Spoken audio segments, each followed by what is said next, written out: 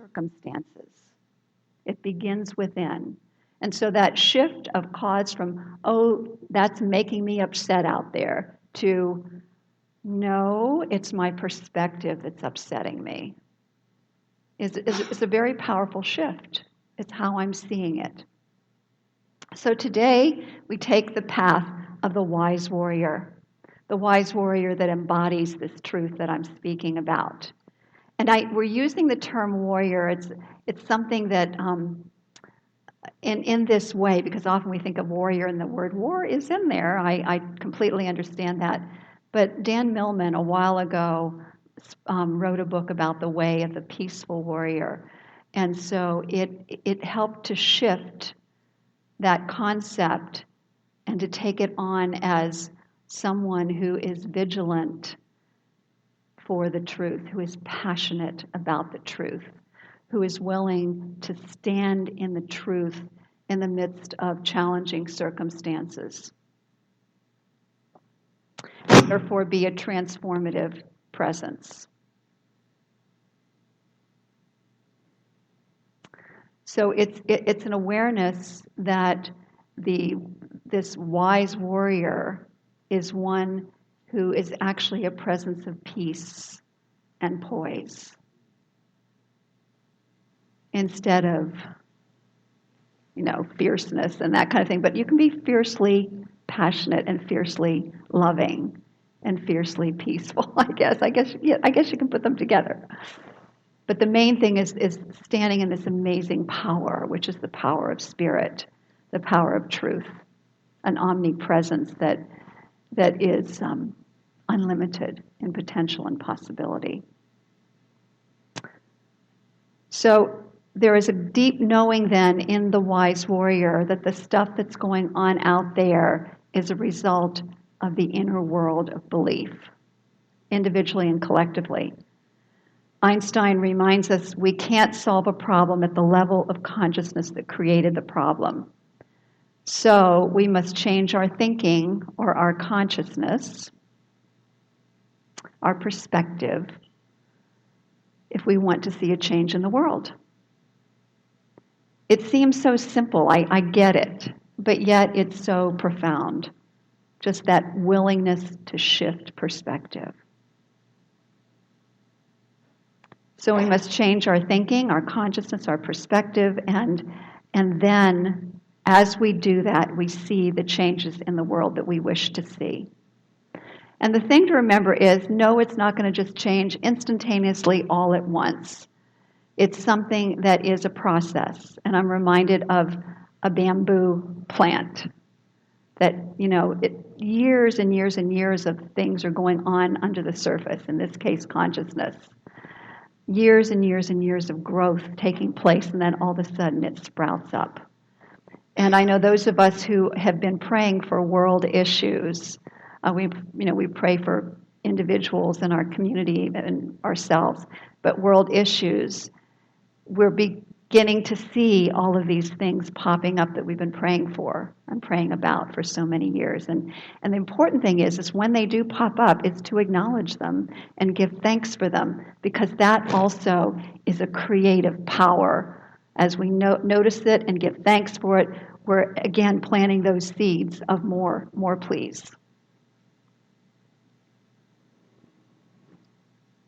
So the principles of change that I'm going to focus on today that are part of being a wise warrior are to contemplate instead of argue. And the next one is to see the intrinsic worth of every person. So contemplate instead of argue. So the way of the world often seems to be the way of the unwise warrior. Think about it. Fighting the windmills of every circumstance that comes along. Also, yelling, screaming, jumping in anger at anything that conflicts with what they think is the right thing. It's a feeling of righteousness, and yet that feeling of righteousness, that fighting against the thing that we don't like, what does it do? It creates more of it. It empowers it. It creates more of it.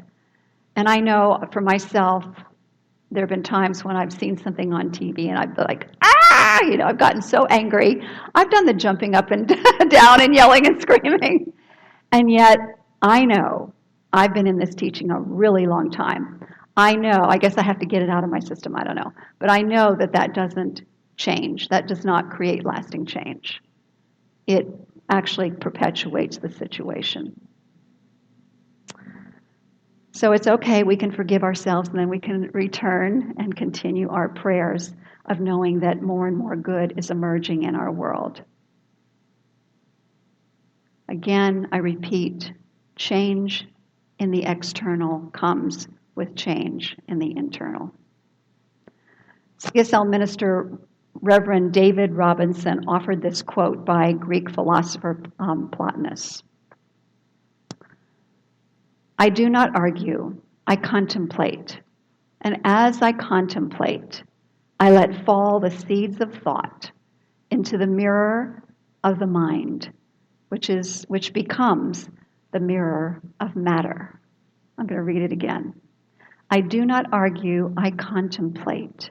And as I contemplate, I let fall the seeds of thought into the mirror of mind, which then becomes the mirror of matter. Thoughts become things. Thoughts become experiences. And by contemplate, Plotinus explained that means drawing upon he called the all-pervasive presence, which means the drawing upon that infinite universal mind, that field of all possibility and all potentiality, drawing upon that place in which we gain original thought. The mind of God, we could call it as well. And Troward explains that God creates through contemplation, another word for thought. But it's a higher thought. It's an idea that, it's sourced in the one mind. Instead of the ego is what we're kind of comparing it to. So contemplation then is the way of the wise warrior. As we choose the way of the wise warrior, we don't argue, we don't fight, we don't complain. Instead, we contemplate. And the spiritual mind treatment, Dean was a great expression of that today. Spiritual mind treatment is that. It's contemplation. It starts with contemplating the nature of the divine, the nature of the all that is, the one source, the one life, the one power, spirit, God, whatever you choose to call this presence. Contemplating its nature and then realizing, we're all individualizations of that then, since that's all that is. And contemplating and realizing that this word I speak then is the word of creation itself unfolding. And therefore, we begin, as we widen our consciousness, expand our consciousness into this idea of oneness, this truth of oneness, the words then we draw upon that field of all possibility and all potentiality. We draw upon that field of inspiration. And so then the way that the wise warrior works then is to step back from the circumstances instead of getting caught up, to breathe, and then to go within and contemplate and listen and allow all that truth to come forward. So by taking a higher perspective then that comes from that, what happens is we're able to shift the situation without, most of the time, let's say, without bloodshed. In other words, without disrupting our relationship with life, and create something fresh and new. I'd like to give you an illustration. There was an article that I read about a professional tennis player and new mother who I think is a great example of a wise warrior. Her name is Alina Sweet Alina. of Ukraine. She played tennis in Wimbledon recently, and she says that she now plays it from a whole new perspective, a higher perspective. She won the quarterfinals by beating top-ranked Iga Swiatek from Poland. However, she lost the semifinals the following day and then gave a rousing speech. She said, "Of course I want to win tennis, but having a child and seeing this war has made me a different person." In response to the many messages that came through the videos and from her country in support of her, she reflected in that speech and she said, "This really makes my heart melt seeing this. I'm happy I could bring a little happiness to the people of Ukraine." And the match that she had with Iga ended in a very sweet way. It ended with a warm, embracing hug. Iga, who, as it turns out, Alina publicly thanked for Iga's supporting Ukraine since the start of the Russian invasion by raising funds for Ukrainian relief efforts. And so the two, over the course of that time, have become very close friends, as well as competitors in tennis, but close friends. So, the way of the wise warrior. What if, rather than giving into anger with people or situations, we turned within? I'm going to put myself in there too, because I'm posing that question to myself as well. And asked, what would love do? What is the divine highest idea here for me? How do I show up more lovingly? So as we do that, as we contemplate what would love do, what is the highest idea, then we allow new possibilities to come up, new ways that we can show up and be a beneficial presence on the planet to help shift human consciousness, put down new roots of the seeds of peace and harmony on the planet. There are a couple people in the community, well, I know a lot of you do this, but that I'd like to acknowledge, and one of them is Monica. We had a situation here last Sunday of a very dirty floor that was left by the people who rented the night before. It was a huge task to clean it up by our Save It team, and so I want to honor Virgie and her team as well. Monica, though, as our board president, addressed it by sending an email to Melissa and Jay, who are the executive directors here, and it was full of love and warmth. You know, this is the situation, and this is what we would like to see. But it came from this place of peace, which is the way that Monica tends to show up. And in the meanwhile, in the background, I'm like, it's really angry. But I watched and I noticed what Monica was doing.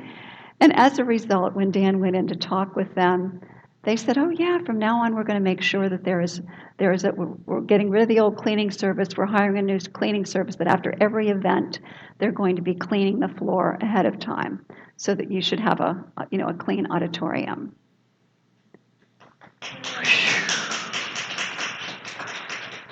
Yeah. The way of the wise warrior. Mm-hmm. Mm-hmm.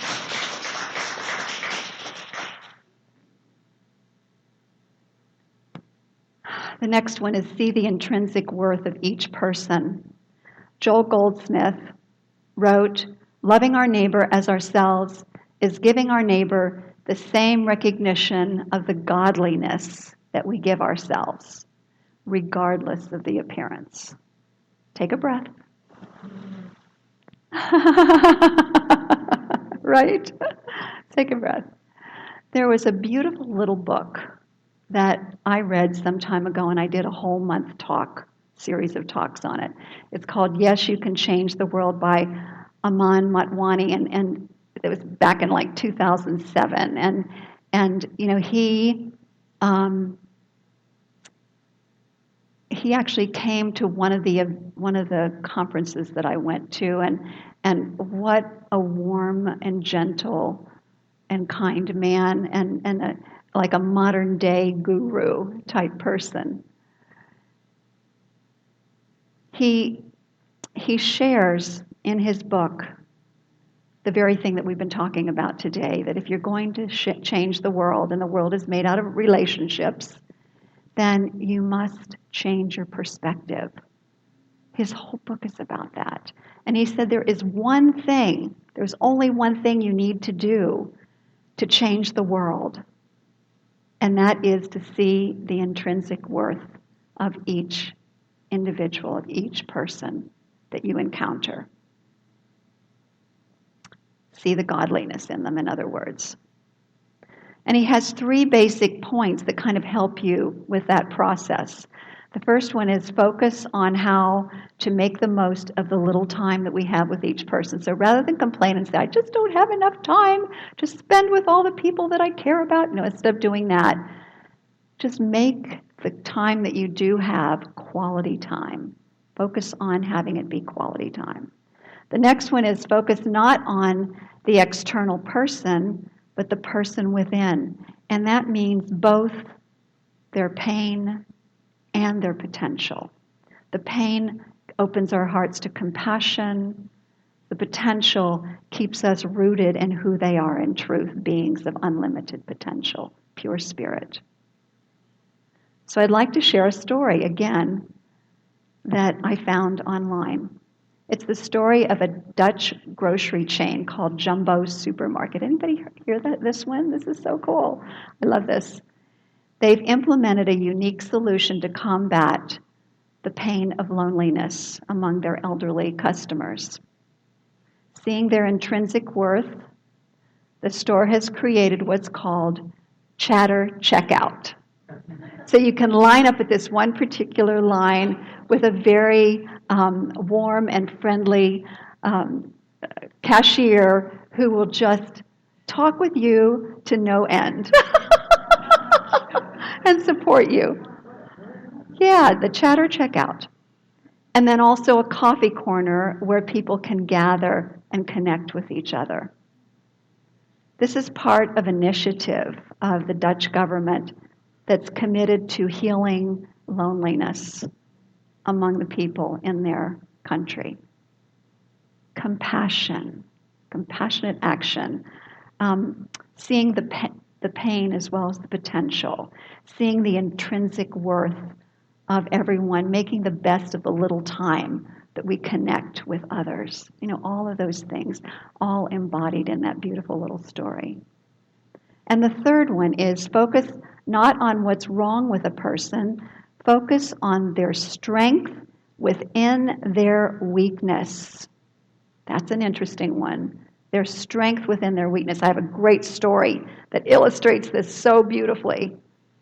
It's a story of a 10-year-old boy with no left arm who decided to train with an old Japanese judo master. So after about 3 months, the boy was wondering of doing the same move over and over and over again. He asked the master, why can't I learn something else? Why do I keep practicing the same move? And the master says, this is the only move that you will ever, ever need. So believing his master, he decided to just keep on training. So one day, the master, the sensei, took him to a tournament. The first 2 people that he competed against, he very easily won. And then the third one was a little more challenging, but he still was able to use his move to win.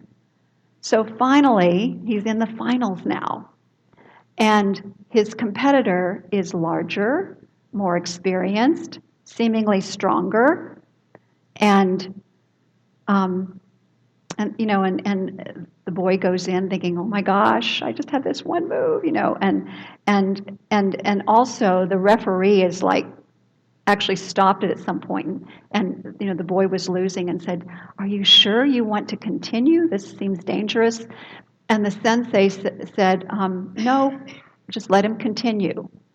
So finally, the opponent made a mistake, and the young boy, this 10-year-old boy, pinned him. He won the championship. And so on the way home, he talked to the sensei, and he said, "How did I win the entire tournament with one move?" To which the sensei said, "First, you mastered one of the most difficult throws in all of judo. And second, the only defense for that move is for the opponent to grab your left arm."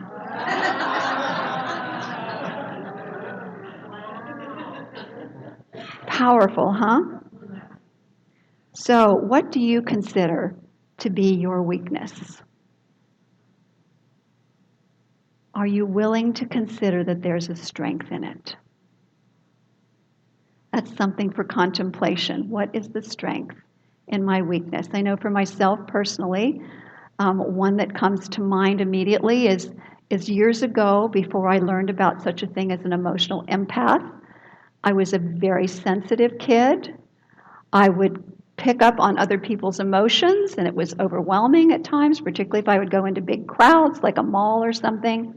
Overwhelming, or go to a football game. Overwhelming. And I've learned since then how to close my chakras when I'm in a big situation like that. It's interesting. In a group like this, I'm fine, But it was very challenging for many years until I understood that I actually have a gift. Being an emotional empath gives me, opens my heart to compassion, makes me sensitive to the things that are going on with others so that I can be more supportive. And I'm sure supports me in my work as a minister overall. So it's ended up being a strength in what appeared to be years ago a weakness. I'd like us to practice for a moment here. Let's practice the idea of seeing the intrinsic value. So I'm going to invite you to think about an annoying person. And then I'd like you to stretch and yawn. Yawn 3 times.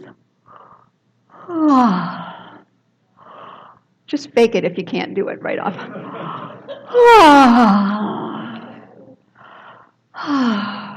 Turn within. This is neuroscience that we're doing here. Turn within. And then just feel your body temple. Just feel what's going on now as you're thinking about this annoying person. And then are you willing to have a shift in perspective?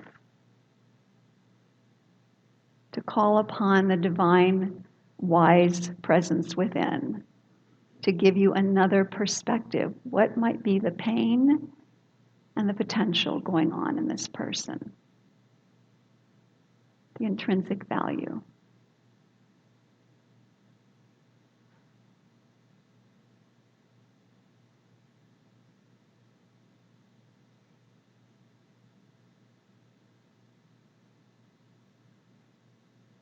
And when you're ready, I invite you to find 1 or 2 other people to share with.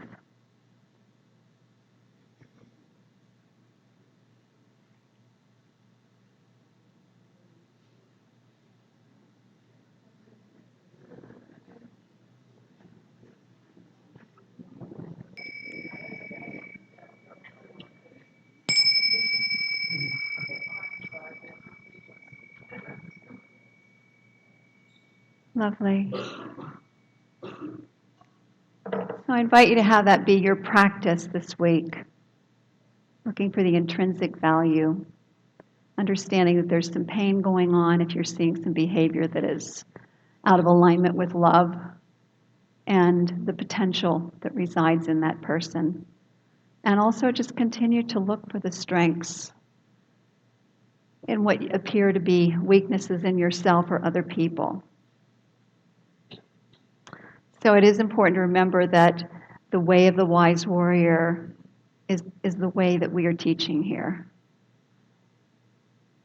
Taking responsibility for our inner world, shifting our beliefs and our perspectives, and planting seeds of spiritual truth through the power of our word, through the power of our thought, so that underneath the surface, even though it may not look like it, we truly are seeding consciousness with a higher perspective, a higher way of being that will continue to pop up as manifestations. And so I'm also going to invite you as the wise warrior to keep your eyes, your ears alert to the manifestations when they show up so that we can give thanks. So let's turn within in pure gratitude for the learnings for today, the contemplate instead of argue, looking for the intrinsic worth or seeing the intrinsic worth in every person, knowing that these two messages here are rooted in a spiritual truth of the allness, the fullness, the grace, the magnificence, and the wonder of God. And the love of God that we are the wise warriors. We are those who carry the banner of truth and live from a place of compassionate love. So I give my thanks for this truth and this awareness. I release this word into the omni-action of universal law. And I invite us all to claim it as our truth with a powerful yes. And so it is. Thank you so much, everybody. Yes. Thank you, Reverend Kathleen. Thank you so much.